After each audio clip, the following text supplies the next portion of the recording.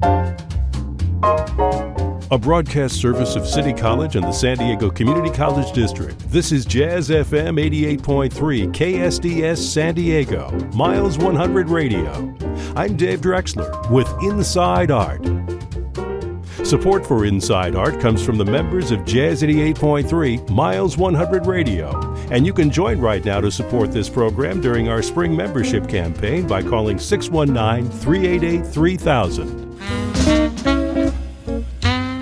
This week on Inside Art, we'll preview Opera Neo's American premiere of Louise Bertin's forgotten masterpiece, Fausto.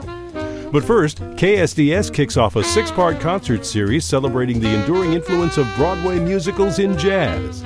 Jazz Goes to Broadway, The Stage Door Swings, opens Tuesday, June 23rd at Cygnet Theatre with the music of Frank Loesser's classic Guys and Dolls, performed by an all-star quartet led by legendary tenor saxophonist Harry Allen. Allen stands among the foremost instrumental voices of his generation, combining warmth, lyricism, and an unwavering dedication to the swing tradition as a longtime international touring artist and leader on more than 70 albums, plus a string of digital singles, his latest being the duet recording Quarter Past Blue with bassist Mike Karn.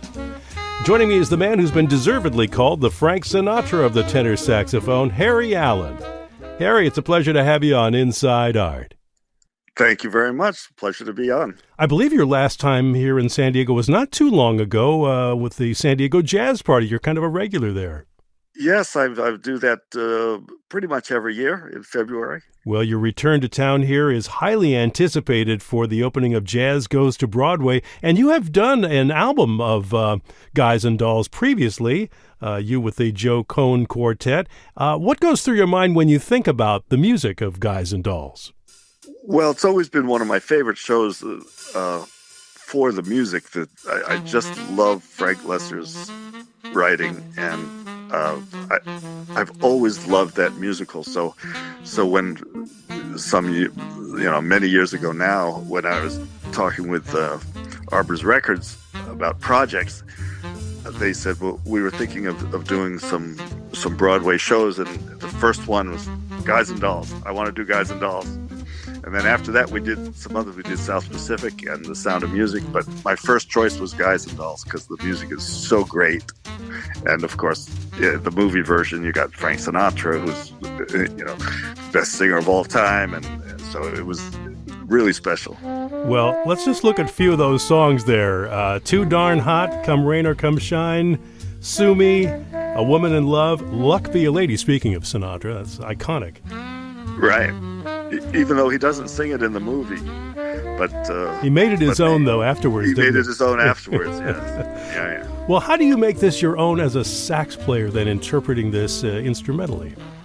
Well, I just try to perform the songs in the spirit they were written. This is how I try to perform every song. I try to make it my own, but within the spirit that it was meant. So when you come here to the concert, you'll hear a bunch of versions that are in the same spirit as they are on the show. Well, you've got a pretty good band coming here with you, including the great pianist Bill Cunliffe. I don't know if you've played with him on the West Coast here before. Yeah, I've played with him on the West Coast, so we've done tours together. We've worked in New York together. I love Bill, and they asked me what band I wanted, and my first choice was Bill Cunliffe and Kevin Cantor. Kevin Cantor was my drummer with my band here in New York while he lived in New York, and so I got my first choices. And a bass player? Did you get to choose that one? Yeah, Mike Garola, who I don't believe I've worked with, but he came so highly recommended that I thought I'd need to play with him. Oh yeah, he's working frequently with Bill Cunliffe and one of the leading players on the West Coast. Great. Now, you come from a musical family. Your father was a big band drummer, if I'm not mistaken. Yeah, my father was a big band drummer. He got out of music and became an engineer long before I was born. But when I was a little kid, my father played a lot of records around the house. He went to high school with Paul Gonsalves and played with Paul Gonsalves, the great tenor player with Duke Ellington in the 50s and 60s. So we had a lot of Duke Ellington records and a lot of records featuring Paul Gonsalves, which is probably where I got my love of that type of tenor saxophone playing. So you listened to that legendary solo that he did at Newport for hours on end. That Yeah. well, who are some of the other seminal figures on the horn? And when was the horn the instrument that spoke to you? Well, even as a little kid, I just wanted to be a saxophone player, and the only thing I could figure is it was because I listened to a lot of Duke Ellington records with Paul Gonsalves when I was a little kid. But I always wanted to be a saxophone player. I had a toy saxophone, a toy plastic saxophone that you'd play until you get lightheaded and faint. And I used to play that all the time. I loved the saxophone. I wanted to be a saxophone player. Then when I was 7, somebody knocked on the door selling accordion lessons. So I started on accordion when I was 7. And then I still wanted to be a saxophone player. So when I was 11, I was pretty small until halfway through high school. I was pretty small. So when I was 11, I started clarinet, and then after a year, I was finally big enough to start tenor saxophone. So about 12 when I started playing tenor. Was there a point in your development as a saxophonist where it was, the notes were just coming instinctively? You weren't having to think about how you wanted to improvise? Well, what I've always felt about myself is the music came fairly easy. And of course, I played accordion and learned music on accordion before playing saxophone. So the music part came easy. The playing saxophone part didn't come as easy. That I had to really work on to get proficient. So I spent many hours practicing how to play saxophone, but the music came a lot easier. What is your practice regimen these days? Well, I've been lucky for years, for many years now, to be working pretty constantly. So these days I don't practice that much because I'm working enough. But if I have some time off, then of course I practice to keep everything together. I have a little bit of I guess a strange routine, although it seems to make perfect sense to me. I don't practice scales. I mean, you have to learn and be able to play your scales and all that, but I don't really practice that. I just practice playing songs for as long as my lips will allow. Well, thank goodness they are being allowed to express themselves there. Yeah. But you've really consciously made an effort to stay within the jazz tradition, and I just kind of want to know what's behind that. Well, I think yes and no. I love Brazilian music. I played a lot of Brazilian music, and I have the reputation for being sort of a classic style saxophone player, but I actually think I'm much wider than that. Although my sound, I like the sound of the great saxophone players from the 1930s and 40s, like Ben Webster and Coleman Hawkins, and a little bit later, Zoot Sims and Al Cohn and Stan Getz. So that is one reason why I'm thought of as a classic saxophone player. But I think my influences are much wider than that. I actually recorded, and it was my own choice, I recorded Material Girl. No kidding. But that record never came out. So it didn't come out, but I did record it. I recorded Material Girl.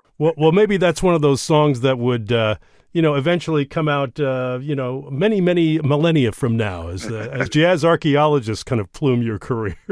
Right. Somebody will find that in a closet somewhere and put it out. Absolutely. Well, you've also gotten into recording your own music now, and I'm wondering if that was stimulated by the pandemic, as it was for many other artists.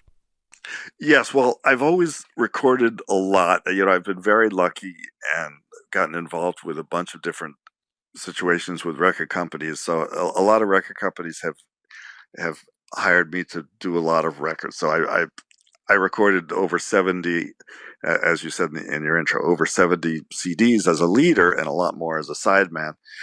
And during the pandemic, all gigs got canceled for 2 years. Everything was canceled. And I'm sitting at home day after day thinking, what now? And I had always wanted to do a solo saxophone recording. So I had actually started collecting some of the recording equipment that I needed. So as soon as the pandemic came in and we were all shut down and locked in, I ordered the rest of the stuff I needed. So I started recording it at home, and I made it gave me a reason to play saxophone when there were no gigs. And I really loved the whole, I've always loved recording, and I loved learning about the engineering side of it a little bit, and started doing recordings both live here in my home, but also remotely, which you wouldn't think would work, but it actually works fine. So I did a bunch of recording projects throughout the pandemic, and I've just kept going. And so now I release about a single every 2 weeks. And now, with the downfall of the CD, CD sales have sort of fallen off a cliff.